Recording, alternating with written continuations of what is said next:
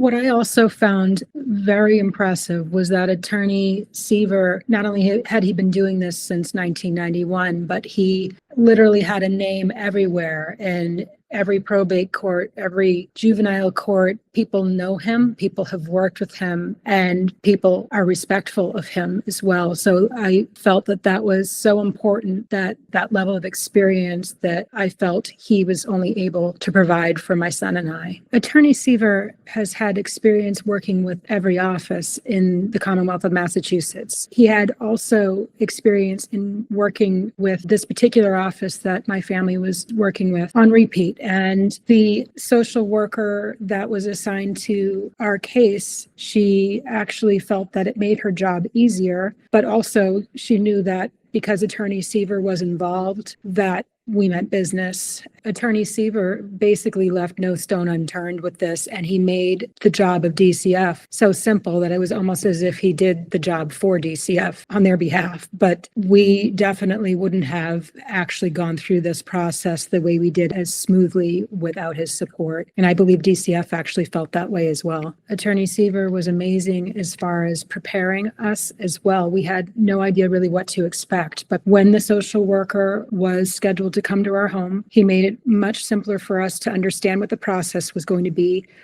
discussed with my son what questions may or may not be asked and how we respond to them to show that we are not, and my son is not, in an abusive or neglectful environment. Attorney Seaver was able to provide DCF with an enormous amount of evidence to support that my son was not in an abusive or neglectful environment, and to look at this in any other way would have been a miscarriage of justice. It was well supported with evidence, and it made DCF's job much simpler to feel that they were doing their job as well.